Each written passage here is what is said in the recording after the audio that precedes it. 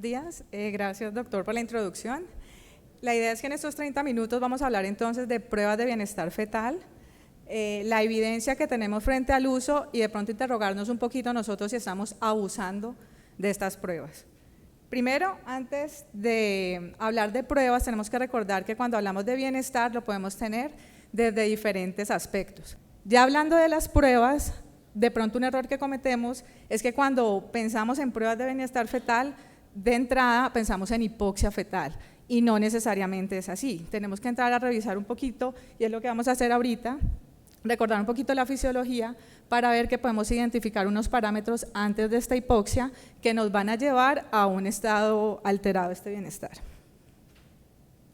Entonces, en este contexto vamos a recordar que la placenta es un órgano fundamental con múltiples funciones, entre ellas función endocrina, función metabólica, transporte de gases, transporte de nutrientes, y vamos a tener que este transporte va a tener diferentes mecanismos. Uno de ellos es el mecanismo de difusión simple, donde va a haber un transporte de oxígeno y de CO2. Otro mecanismo es el transporte de difusión facilitada, que va a tener un transporte de glucosa. Y otro mecanismo va a ser el transporte activo de aminoácidos y de proteínas. ¿Qué pasa aquí? Cuando se da una alteración de la función placentaria, lo primero que se va a ver alterado son los parámetros que consumen más energía. Y en este caso es el transporte activo el que tiene más carga energética.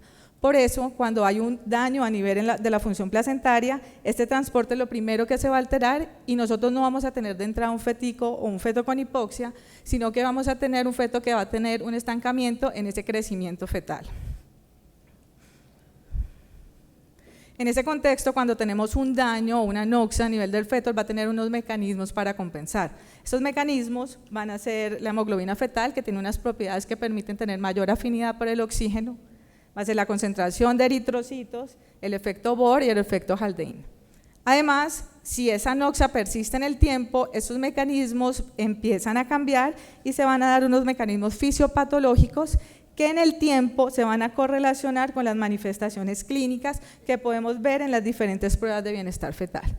Es decir, cuando hay disminución de los movimientos fetales, lo podemos identificar; si hay cambios en la frecuencia cardíaca, lo podemos identificar por pruebas de monitoría; si hay un metabolismo selectivo, como es el caso que vimos cuando se afecta el transporte de aminoácidos y proteínas, lo vamos a identificar en la ecografía y en la biometría, o cuando hay una redistribución del flujo, lo vamos a ver en alteraciones del Doppler. Igual manera, en estadios finales, cuando hay un metabolismo anaeróbico, pues ya lo veríamos en una condición donde este pH finalmente se ve alterado. Finalmente, en este proceso, entonces llegamos a la acidosis. Y esta acidosis, el impacto que tiene es que nos va a dejar unas secuelas permanentes o se va a asociar a una muerte intrauterina. Esa es la diferencia entonces de usar las pruebas de bienestar fetal, sobre todo para diferenciar cambios en esta oxigenación, pero también para identificar fetos en riesgo en los procesos que se dan previamente a estos cambios en la oxigenación. Y de esta forma buscar prevenir intervenciones innecesarias y sobre todo finalizaciones antes de término, creando mayor morbilidad y llevándonos entonces a un uso innecesario de estas pruebas de bienestar fetal. Finalmente, entonces, los objetivos de estas pruebas en esta primera parte va a ser no solo identificar los fetos con interrupción de la oxigenación, de los fetos totalmente con una oxigenación sana, sino identificar factores de riesgo de estos fetos que pudieran llevar a hipoxia o para que de esta forma disminuyamos el riesgo de muerte intrauterina y secuelas neurológicas a largo plazo. Y poder evitar o buscar evitar estos resultados, tanto fetales como neonatales.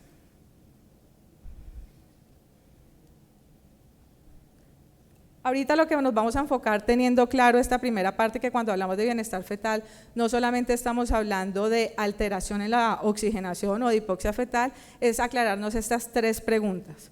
Una, ¿a qué pacientes voy a hacerle las pruebas?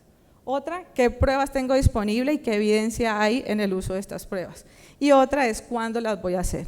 El resto del tiempo va a estar enfocado básicamente a resolver estas tres preguntas.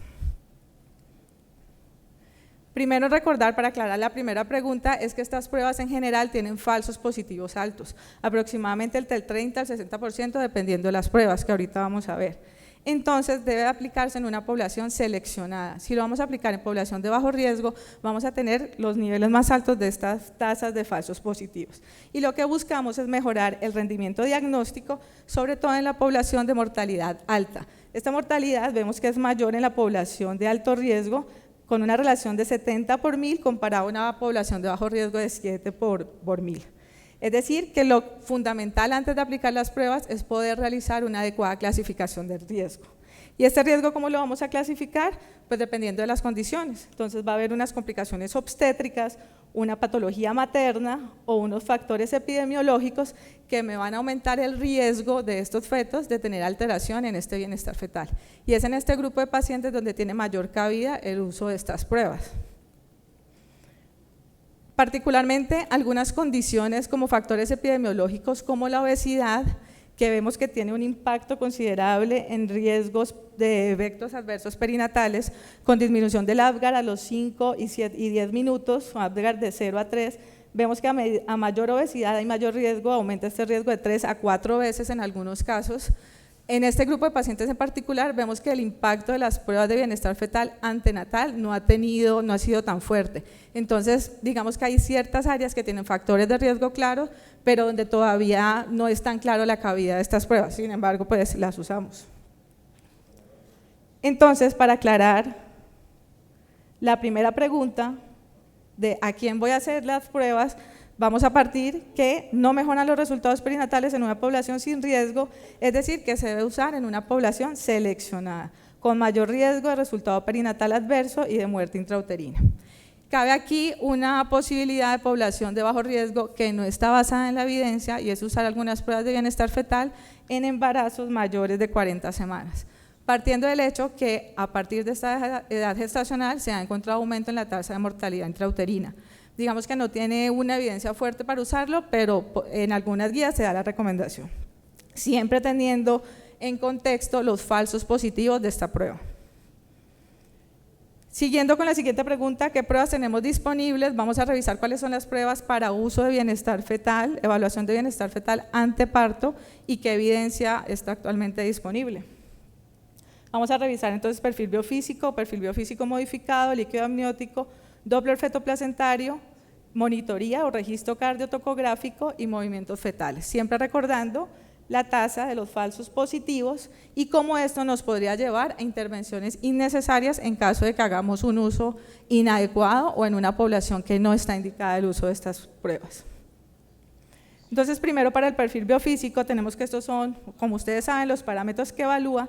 Y básicamente estos 4, tono fetal, registro cardiotocográfico, movimientos respiratorios y movimientos fetales, nos van a evaluar parámetros de compromiso agudo, diferente al compromiso de líquido amniótico, que es un parámetro de compromiso crónico. Particularmente para aclarar, ustedes saben que el perfil biofísico modificado lo que trata es de pronto acortar en el tiempo y tomar 2 de estos parámetros. Uno, que es el parámetro de compromiso crónico, sumado a un parámetro de compromiso agudo que sería el registro cardiotocográfico. ¿Cuál es el fundamento fisiológico de esta prueba o por qué la usamos? Porque busca evaluar una integridad de la función cerebral que se relacionaría con una ausencia de hipoxia. Tenemos entonces que cada uno de estos parámetros tiene un punto a nivel cerebral que permite su control y se va desarrollando a través del tiempo. Se desarrollan en este orden: tono fetal primero, semana 8, movimientos fetales, movimientos respiratorios y reactividad. Y esto es importante tenerlo en cuenta porque en caso de hipoxia, los núcleos o las áreas más sensibles a ese daño de hipoxia, las que más tempranamente se van a afectar son las que más tardíamente se desarrollan. Es decir, que estos son los parámetros que en sentido cronológico se verían afectados. Acá lo vemos, se relaciona con hipoxia aguda, registro cardiotocográfico, movimientos fetales, movimientos respiratorios y tono fetal, que es el que más frecuentemente se asocia, hasta un 42% a muerte intrauterina en población de riesgo. Y finalmente, pues, el líquido amniótico se asocia a hipoxia crónica y cada uno de estos parámetros pues, tiene una correlación con los niveles de pH menor a 7.2 en los parámetros de hipoxia aguda y pH de 7.1 en los parámetros de hipoxia crónica. Acá vemos cómo tiene una relación lineal el puntaje total del perfil biofísico con el pH a nivel venoso neonatal. Y esto es importante tenerlo en cuenta porque no solamente nos debemos fijar en el valor neto del resultado del perfil biofísico, sino qué factor se está alterando. No es lo mismo tener un perfil biofísico, por ejemplo, 6/8 por movimientos fetales, sino diferente a tener un perfil biofísico afectado por la frecuencia cardíaca o por el tono fetal. Digamos que esto tiene una relación con el sueño fetal, en caso de que estuviera, por ejemplo, los movimientos fetales comprometidos con un registro cardiotocográfico normal, un tono fetal, un líquido normal, que son los parámetros que se alteran más crónicamente. Esta prueba, entonces, recordemos que tiene un valor predictivo positivo del 40% con unos falsos negativos de 0.6 a 0.8 por mil. Particularmente, el perfil biofísico modificado va a tener unos falsos negativos mayores. Y esta es la evidencia disponible. Entonces, tenemos una revisión sistemática donde buscaba evaluar los efectos del perfil biofísico en comparación con la monitoría en pacientes con embarazo de alto riesgo. Se incluyeron 5 estudios, casi 3.000 mujeres, y lo que encontraron es que no tuvo un impacto en la muerte perinatal ni en el Apgar menor a 7, pero sí tuvo un impacto con un aumento del 60% en las tasas de cesárea. Entonces vemos que a pesar de ser una prueba aplicada en población de alto riesgo, pues la evidencia disponible no es muy fuerte ni la apoya de forma contundente. Esto estaría en relación con los valores predictivos que hablamos inicialmente. La segunda prueba que vamos a nombrar es el líquido amniótico, que ustedes saben que tenemos dos formas de medirlo, columna máxima o ILA. Las dos formas de medirlo se correlacionan adecuadamente con el valor real del líquido amniótico, pero es importante de pronto tener en cuenta que cuando lo tomamos por el ILA pudiéramos tener más tasas de falsos positivos y nos podría llevar a tener una intervención innecesaria que no se lleva a, o que no nos muestra un impacto en los riesgos perinatales.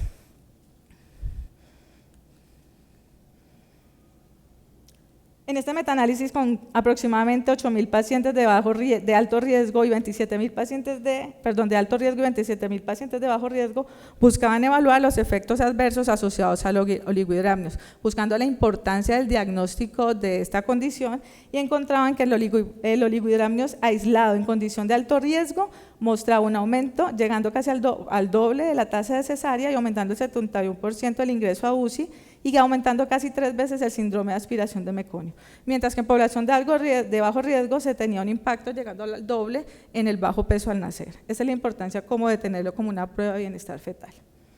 Hablando del Doppler fetal, tenemos que tener también el contexto de la población a la que le vamos a aplicar, bajo riesgo o alto riesgo.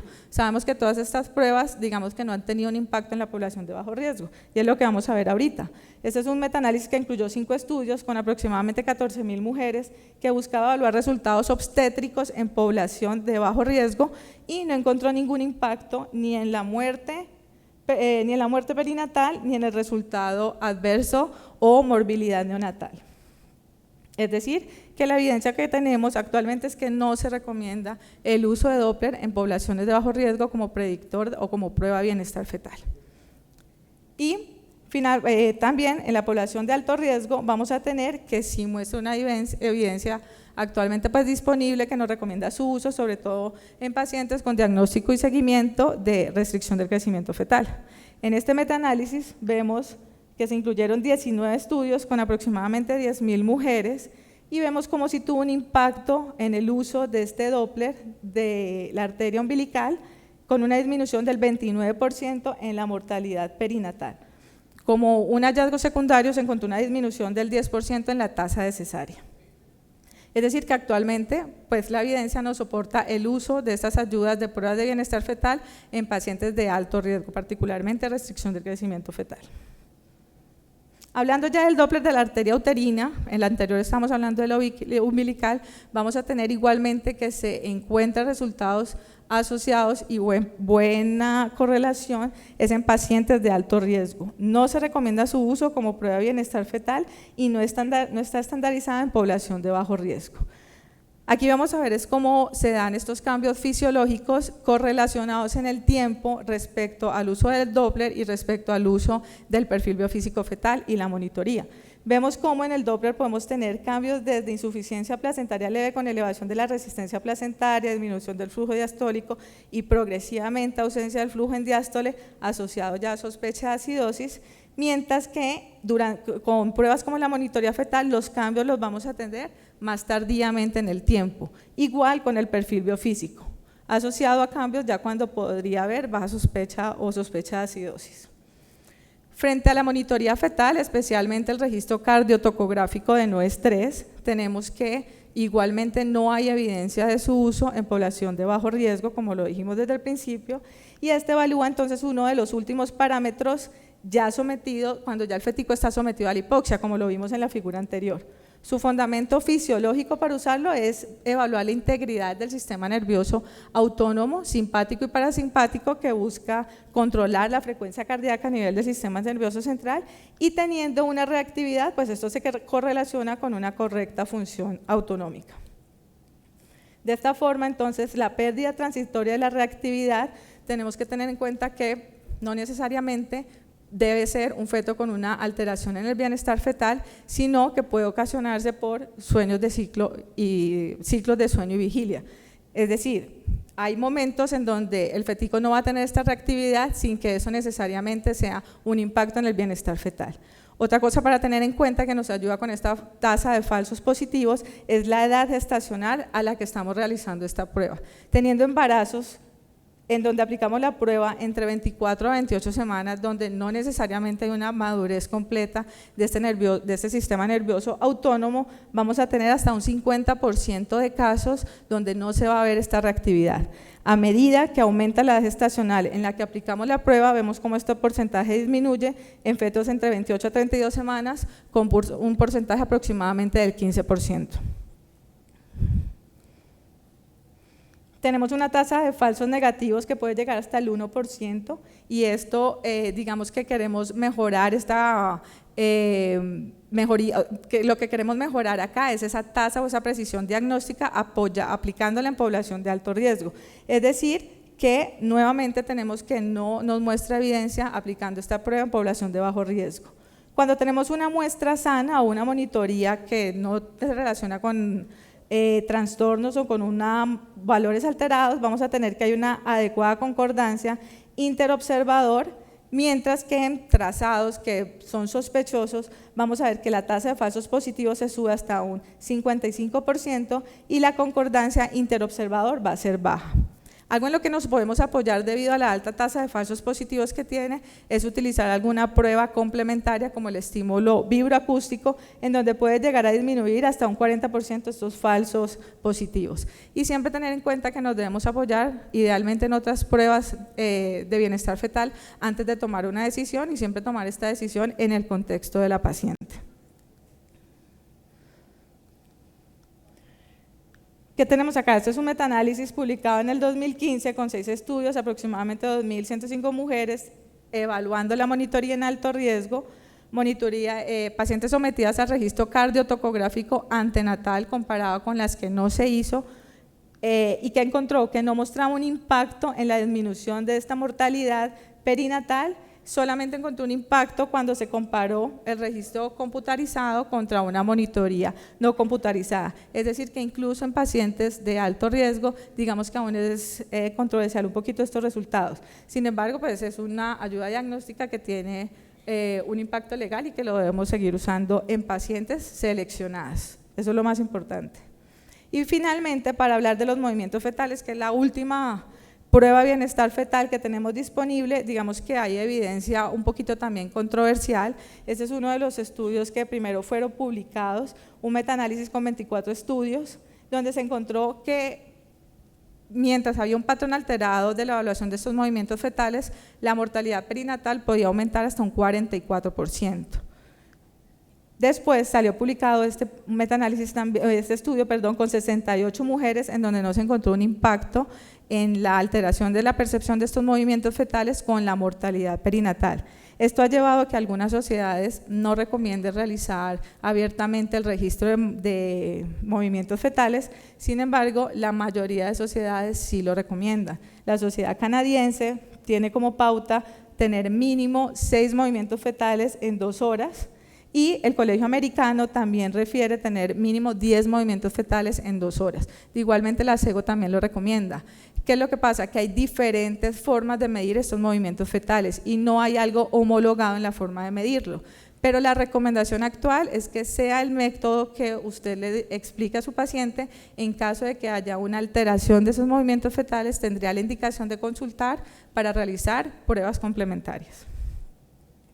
Y tenemos que tener en cuenta que van a haber ciertos factores que pueden alterar esta percepción de movimientos fetales.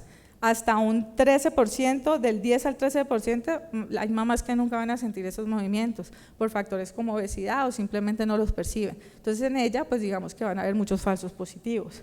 Igualmente pacientes con tabaquismo o consumo de drogas, esta sensibilidad a los movimientos fetales va a verse disminuida. Entonces tenemos que tener en cuenta estos aspectos. Acá podemos ver entonces la tasa de falsos negativos de las pruebas que vimos y de falsos positivos de las pruebas que vimos, y encontramos como el perfil biofísico fetal es la que más tasa de falsos positivos tiene, y en general todas comparten más o menos la tasa de falsos negativos. Ahora, para completar la tercera pregunta de cuándo vamos a hacer estas pruebas de bienestar fetal, vamos a tener que va a depender nuevamente de la población. Entonces, en pacientes tanto de bajo riesgo como de alto riesgo, algunas sociedades recomiendan evaluar movimientos fetales, que se podría empezar desde la semana 26 y 32. Esto independiente del riesgo de las pacientes, porque vemos que es una prueba que no es invasiva y que no implica ningún riesgo para la paciente más que el aumento de la ansiedad en algunos casos. Por eso se recomienda dar una adecuada educación a la paciente en cómo contar o contabilizar estos movimientos fetales. En la población de bajo riesgo, entonces tenemos que definitivamente no hay un impacto en el uso de estas pruebas de bienestar fetal antenatal, pero en algunas situaciones con embarazos mayores a 40 semanas podríamos usarlas sin contar con la mejor evidencia para esto, pero basándonos en el hecho que la frecuencia a partir de esta edad gestacional de muerte intrauterina va a ir aumentando. Y finalmente, en población de alto riesgo va a ser una decisión individualizada donde se tienen que tomar en cuenta factores como historia obstétrica, severidad del cuadro materno, la condición fetal y la edad gestacional a la que estamos haciendo. Eso es importante porque vimos que cada una de las pruebas pues, va a tener ciertos parámetros de edad gestacional en donde tenemos que ver un patrón alterado o normal. Finalmente, el Doppler fetoplacentario es el que mejor evidencia tiene correlacionada con población de alto riesgo, sobre todo en seguimiento de RCIU, en estos fetos en estas madres de alto riesgo. Estas son algunas de las recomendaciones con el nivel de evidencia, donde vemos que el Doppler fetoplacentario no debe ser usado como tamización en población de bajo riesgo y sí tiene un impacto en la disminución de la morbilidad y mortalidad perinatal en población de alto riesgo. Las mujeres que no perciban los movimientos fetales normales deberían consultar al servicio de salud para valoración y determinar pertinencia de pruebas complementarias. Vemos que el nivel de evidencia de este no es el mejor, pero es una intervención que no va a causar ningún daño a la mamá y sí estaría indicado realizar pruebas adicionales para detectar tempranamente estos cambios. La monitoría de no estrés se debe considerar en población de riesgo, igualmente sin tener un impacto en la población de bajo riesgo, y el control de movimientos fetales se recomienda en gestantes con o sin riesgo de resultados adversos perinatales. Gracias.